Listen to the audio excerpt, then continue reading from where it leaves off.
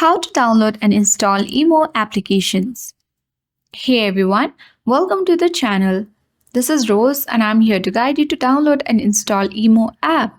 So do watch the video till the end, and without any further ado, let's dive right into the video. First of all, launch your Play Store or App Store depending upon your device and tap on the search icon at bottom right corner of the screen.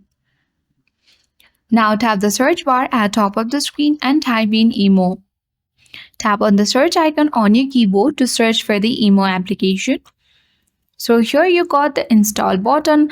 Tap on install button next to Emo video calls and chat. And you need to wait for a while until the application gets downloaded on your device. So this is a messenger app or a free cross-platform messaging and video calling app which allows the users to communicate with friends and family through text, voice, and video calls. So it helps us to free messaging and calling features. It has the feature of high quality video and the voice calls. Here you can also have group chat and calls and media sharings and many more.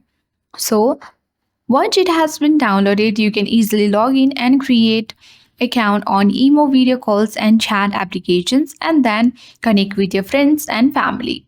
That's all for today. I hope this video helped for you.